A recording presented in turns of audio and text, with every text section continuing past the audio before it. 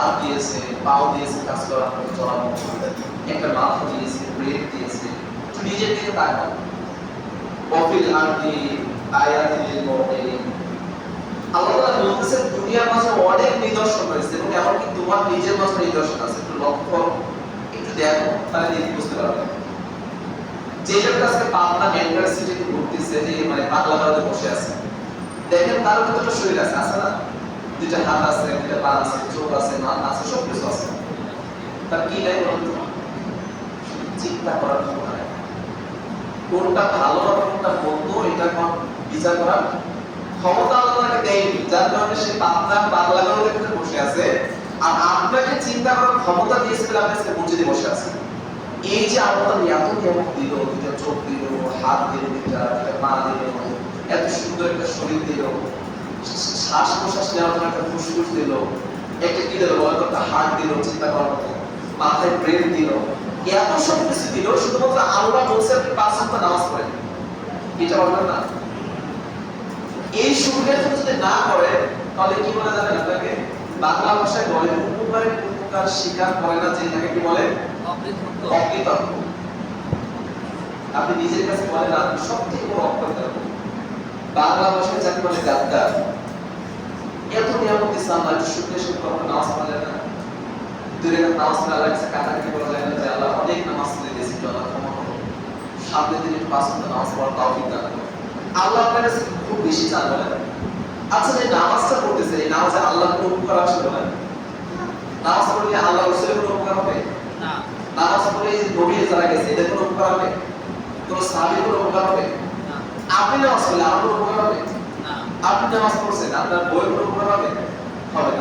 দিন শেষে কার উপকার করতেছেন? নিজের উপকার করতেছেন। আমি নামাজ পড়তেছি, কার উপকার করতেছি?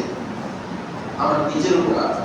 এখন আপনি যদি আপনার নিজের উপকার যদি না বোঝেন, নিজের ভালো যদি না বোঝেন, এর থেকে বড় উপকার আছে বলেন?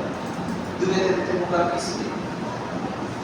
আল্লাহ রাসূল সাল্লাল্লাহু আলাইহি ওয়াসাল্লাম বলেন যে মহিলারা যদি 4টা কাজ করে বিনা হিসেবে জান্নাতে যাবে। কয়টা কাজ বলেন তো? 4টা কাজ। যদি কোনো মহিলা মাত্র 4টা কাজ করে বিনা হিসেবে জান্নাত, কিন্তু কোনো পুরুষ যদি 4টা কাজ করে জান্নাতে যাবে, এটা বলেন। তবে হ্যাঁ, যদি 5 ওয়াক্ত নামাজ পড়েন, হালাল রুজি খান, মানুষকে যদি না করবেন, আশা করা যায় জান্নাত পাওয়া যাবে ইনশাআল্লাহ। কিন্তু সবার প্রথমে আমরা কি শুরু করতে বলেন তো? নামাজ দিয়ে। নামাজ ছাড়া জান্নাতে যাওয়া যাবে বলেন? না। নামাজে কোনো জান্নাতে যাবে। আপনাকে জান্নাত দিয়ে দিয়েছে, যান নামাজে যান, মানে জান্নাত চলে যান, কিন্তু আপনার চাবি নেই, তখন কি হবে বলেন? খুলতে পারবেন? জান্নাত আপনার সামনে ওপেন করা আছে, আপনাকে শুধুমাত্র একটা চাবি লাগবে, নামাজ। আপনি দুনিয়াতে নামাজ পড়েন নাই, কালকে মাত্র জান্নাত পাওয়া যাবে না? যাবে না। আর মহিলাদের যেমন হাদিসটা বললাম, মহিলারা যদি 4টা কাজ করে, হচ্ছে 5 ওয়াক্ত নামাজ যদি পড়ে কোন মহিলা, কোন মহিলা যদি রমজান মাসে রোজা রাখে, এরপরে কোন মহিলা যদি কি করে, নিজের লজ্জাস্থান নির্বাচন করে, 4 নম্বর যে কাজটা সেটা হচ্ছে যদি সে স্বামীর আনুগত্য করে, আল্লাহ সুবহানাহু ওয়া তাআলা বিনা হিসেবে জান্নাতে যাবে। কিন্তু মহিলাদের জন্য 3টা সহজ, প্রথম 3টা সহজ, চতুর্থ নাম্বারটা সহজ বলেন? সহজ না।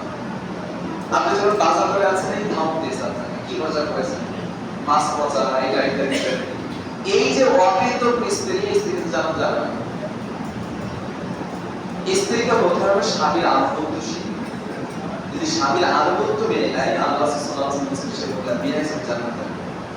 তো মহিলা ও পুরুষ উভয়কে যে উপদেশ যেটা দিচ্ছিলাম সেটা হচ্ছে কি? নামাজ। নামাজ ছাড়া ভাই কোনো উপায় নেই। আপনি জান্নাতে যেতে চান, নামাজ পড়া লাগবে। আপনি নিজের কল্যাণ চাইতে চান, নামাজ পড়া লাগবে। আপনি সন্তান চান, নামাজ পড়া লাগবে। আপনি নিজের অর্থ সম্পদ অনেক মানে বড় হতে চান, আপনাকে কি করতে বলেন তো? নামাজ পড়তে হবে। দেখেন, নামাজ পড়লে আল্লাহ আপনাকে এত সম্পদ দিবে, এত সম্পদ দিবে যে আপনি কোনো অন্য কোনো জায়গায় পাবেন না।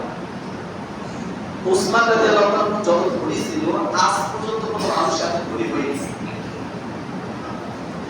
বিশ্বাস করেন, উসমান রাদিয়াল্লাহু আনহু আল্লাহ যত সম্পদ দিয়েছিল, যত তাকে সম্পদ দিয়েছিল, আজ পর্যন্ত কোনো মানুষকে আল্লাহ এত সম্পদ দেয়নি।